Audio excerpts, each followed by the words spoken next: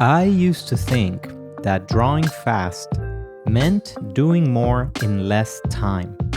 It's the exact reason I hated gesture drawing, and in particular, why drawing figures and studying the human anatomy is something that I completely avoided. Not all drawing is created equal. Drawing is a form of thinking, okay?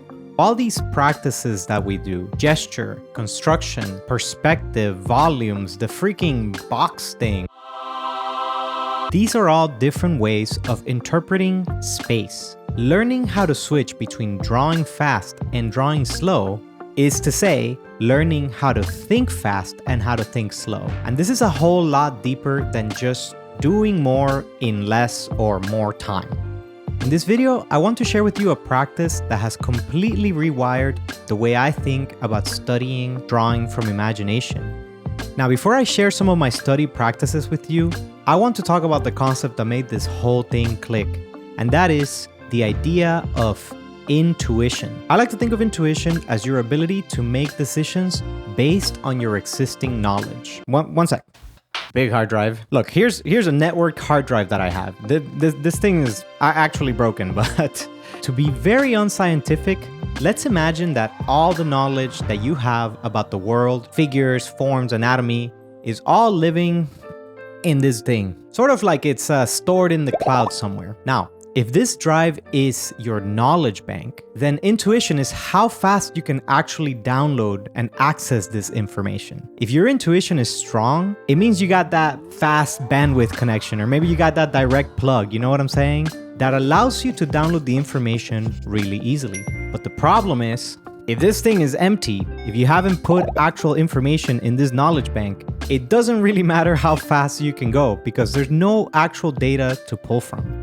The cool thing that I think a lot of people don't talk about is that going fast is actually a practice that can help you improve your intuition, how quickly you access the information. But going slow is the practice that will allow you to actually put knowledge in the bank. And what I've actually learned is that the skill of actually switching between these two is a thing that we can actually practice by itself as well. So how do we do that? First, let's address going fast.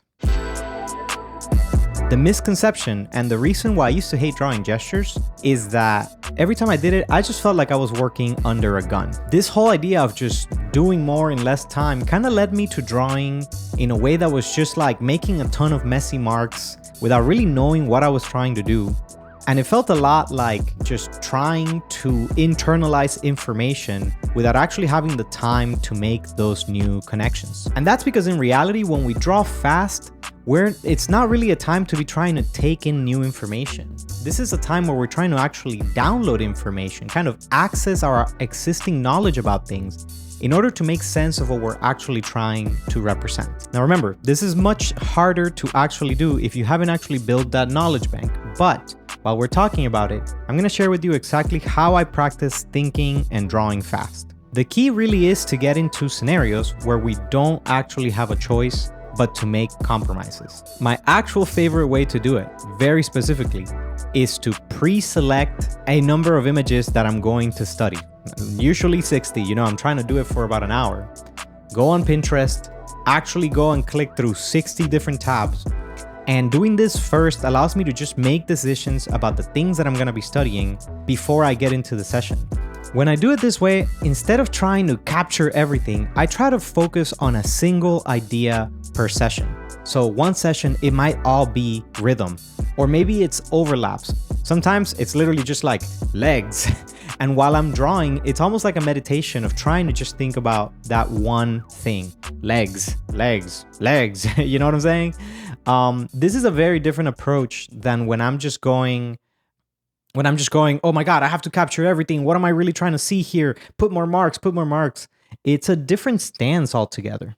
Now, as I've already said, if you actually hate doing this and you've tried this a long time and you feel like you've made no progress, I'm here to set you free, friend. I think you actually should just spend way more time going slow, which is actually more important in order to go fast. Look, there's a misconception here too, which is that going slow has to mean like doing like these freaking like 30-point perspective drawings. or doing the freaking écorché studies where you fucking draw your figures like they are a medical corpse out of a Rembrandt painting, and you have to name every freaking muscle and stuff. And maybe those practices have value, but I've never found that to be useful for me, and it actually makes studying quite a drag.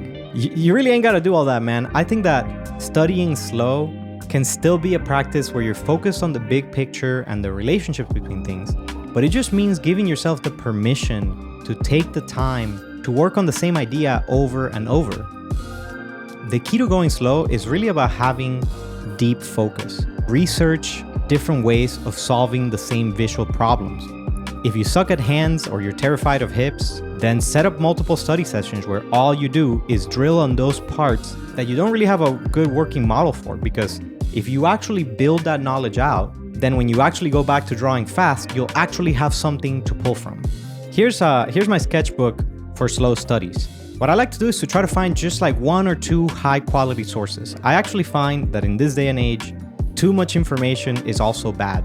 Instead, I'll focus on finding, 1 or 2 artists whose representations I really like and trying to just transcribe those as accurately as possible.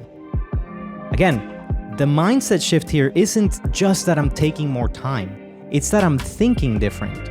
I still don't care about making a nice image. So, when I used to draw slow before, I thought that meant an opportunity to really kind of iron out the details so I could have a nice outcome. We don't care about outcomes in this kind of studying.